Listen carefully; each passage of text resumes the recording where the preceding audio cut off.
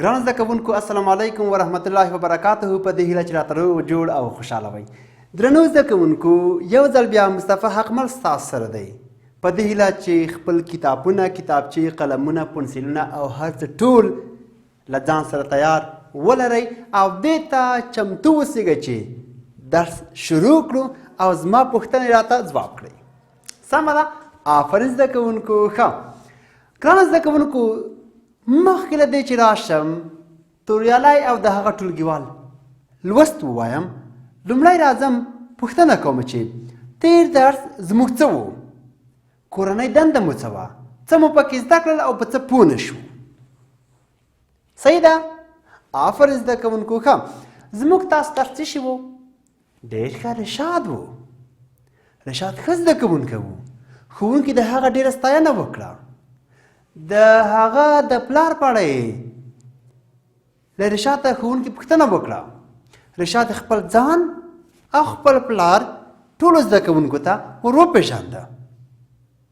وروسته رشاد له خپلو ټولګیوالو، له خپلو ملګرو سره ډېر کومک کولو.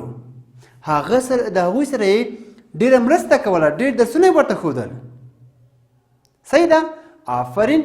له هغې نه وروسته رشاد بیا له ټولو سره لوبې هم کولې، یو بل کورونو ته هم تلل او راتلل.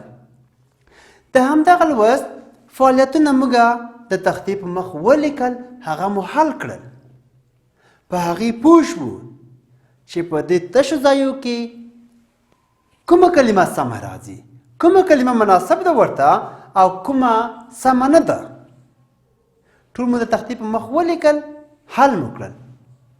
ورباندې پوه شو؟ پوه شوې ورباندې تاسې؟ بلکل پوه شوي.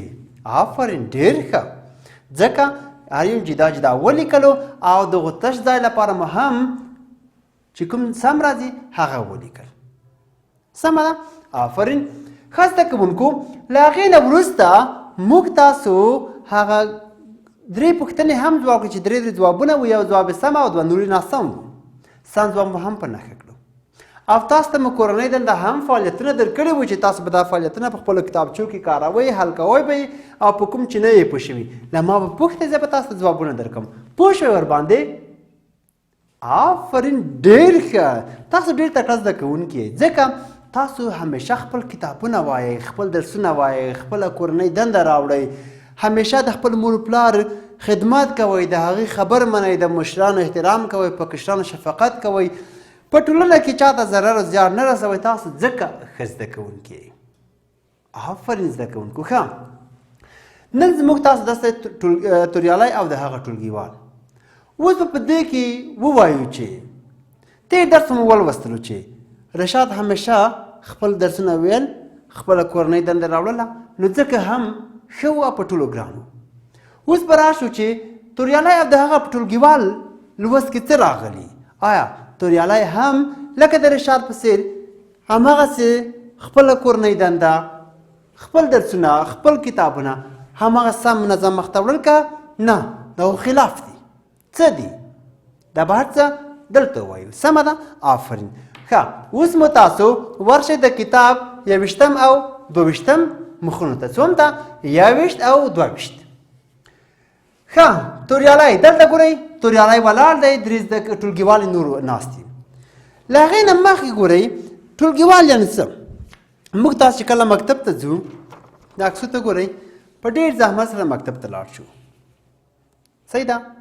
په ډېر زحمت سره مکتب ته لاړ شو، ډېر کړاوونه، تکلیفونه، سختۍ، مشکلات په لاره کې، تګ راتګ، ګرمي، یخ، اوبه، ډېر څه په ځان منو، خو مکتب ته ځو، درس وایو. صحیح ده؟ ټولګیوال بیا هغه چا ته وایي چې څو زده کوونکي په یوه صنف کې کښېني، په یوه ټولګي کې کښېني. ټولګی یعنې صنف، ټولګیوال هم صنفي. صحیح دی؟ آفرین. په یوه صنف کې کښېني، په یوه ټولګي کې کښېني، نو وروسته له هغې څخه دغو کسانو ته هم صنفیان یا ټولګیوال وایي. مثال، زه احمد، محمود، اجمل توریالی په یوه صنف کې یو، په یوه ټولګي کې یو. احمد، اجمل، توریالی زما ټولګیوال دي، زه د دوی ټولګیوال یم. صحیح ده؟ دې ته وایو. ګورئ ما راوړي درته ځینې عکسونه. څو زده کوونکي په یوه صنف کې ناست دي، دوی ټول یو د بل ټولګیوال دي. دوی ټول یو د بل ټولګیوال دي، یعنی یو د بل همصنفیان دي. دا به هم دلته تاسو ته وځړوم. سیده دوی ټول یو د بل همصنفیان دي، یو د بل ټولګیوال دي. ګورئ دلته بل عکس مې راوړی درته.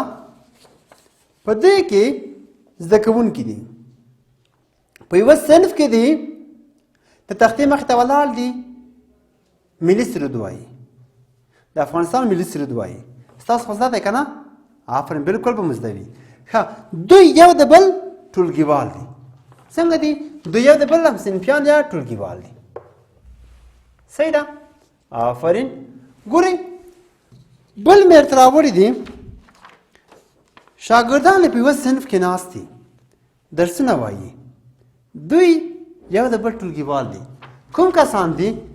ورته وګورئ، دا کسان چې دلته ناست دي ولاړ دي شعر وایي، لاندې نور زده کوونکي دي، هغه هم څنګه دي په خپلو چوکیو کې ناست دي منظم، خپل درسونه دوی تیار دي چې خپل درسونه وایي. سمه ده؟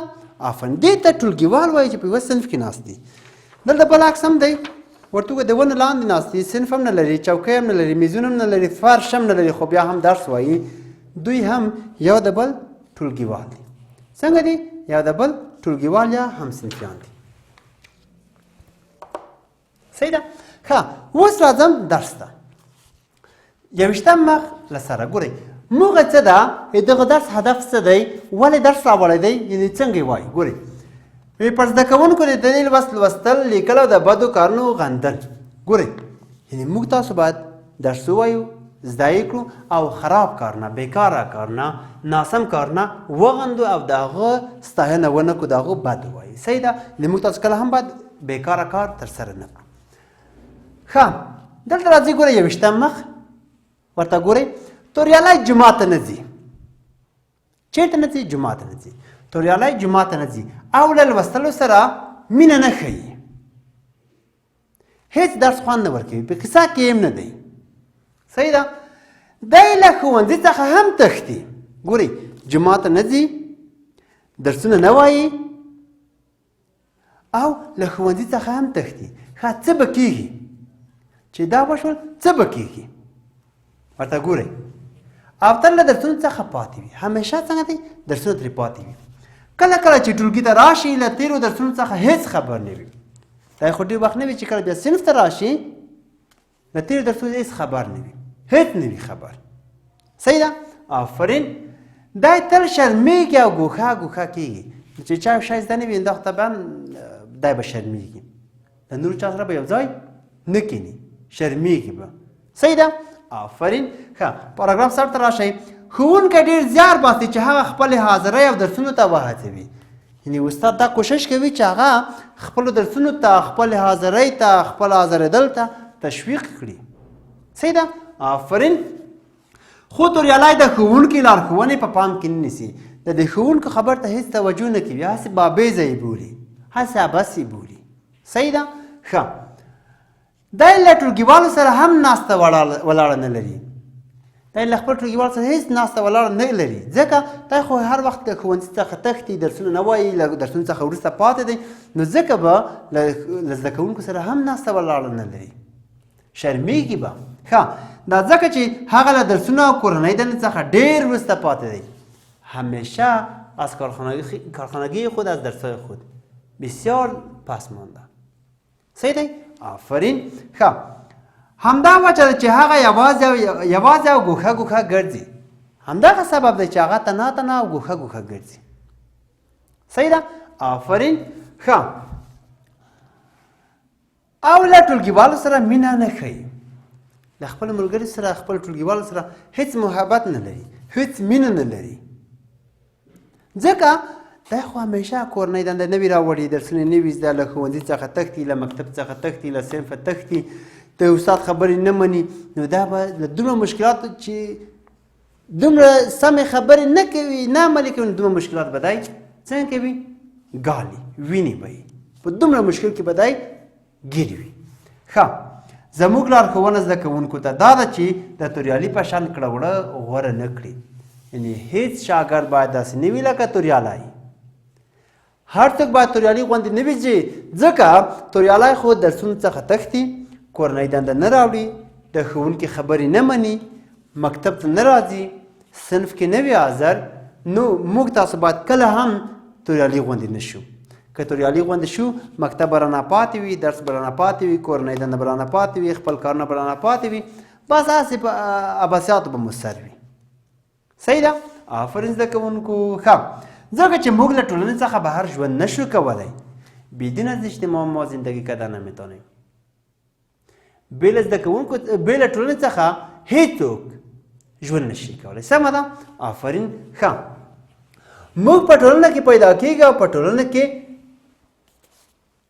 ژوند کوو. ځکه بې ټولنې ژوند نشو کولی چې موږ همدلته پیدا یو، همدلته اوسېږو، همدلته لویېږو، همدلته ژوند کوو، همدلته خدمت کوو. بې له ټولنې خو موږ ژوند نشو کولی، بې له ټولنې خو زموږ ژوند هېڅ معنا نه لري. سمه ده؟ آفرین. ښه، او د ژوند تر پایه باید خپلو هلو ځلو ته دوام ورکړو. موږ باید همیشه کوشش وکړو، همیشه زحمت وباسو، همیشه کار وکړو. تر څو چې ژوندي وو موږ باید یو شی لاسته راوړو، یو شی زده کړو، د یوه شي په معنا، هدف، موخه باندې پوه شو. صحیح ده؟ آفرین. ښه، زموږ په ښه کېدو سره د نورو ژوند ښه کېږي او له نړیوالو سره په سیالۍ کې وروسته نه پاتې کېږو. که چیرې موږ ښه وو، زموږ درس زده وي، موږ بل چاته لیک لوستل وښیو. موږ چې بل چاته لیک لوستل وښودو، هغه به بل چاته ور وښیي، هغه به بل چاته ور وښیي. همدغسې به څنګه دي کرا مخ ته ځو او ټولنه به جوړه وي او له نړیوالو سره به په سیالۍ کې هم برابر وو.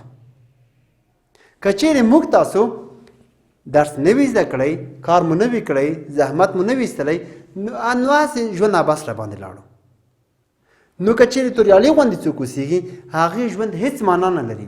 د دې په ځای چې ټولنې ته خدمتګار پاتې شي، د دې په ځای چې خلکو ته خدمتګار پاتې شي، دا د خلکو د ټولې ټولنې په ضرر باندې دی. نو موږ تاسو باید څنګه وکړو؟ موږ تاسو باید داسې وکړو چې همیشه خپل کار وکړو، له ټولنې سره یو ځای مخ ته لاړ شو، خپلو درسونو ته په وخت راشو، کورنۍ دنده راوړو، کتاب راوړو، ټولګي کې حاضر وو، له ټولګیوالو سره ناسته ولاړه، کړه وړه سم صحیح ولرو، د استاد خبرې ومنو، د مور پلار خبرې ومنو، د مشرانو احترام وکړو، په کشرانو شفقت وکړو، د ټولنې اصول په ځان عملي کړو، نو موږ تاسو به یو کامیاب بریالی انسان وو. سمه ده؟ ښه زده کوونکو، زموږ تاسو درس نن همدومره بس دی. تاسو کورنۍ دنده دا ده چې دغه درس 21 او 22 مخ په خپلو کتابچو کې صحیح ولیکئ. په کوم لغت چې نه پوهېدئ هغه به په خپل کتاب کې په نښه کې کتابچه کې به ولیکئ. زه به تاسو ته معنا کړم، جمله به ورته جوړه کړو او همدغسې به مخته ځو. سمه ده؟ آفرین. تر بیا هم په خدای سپارم. ښې چارې بریالي اوسئ.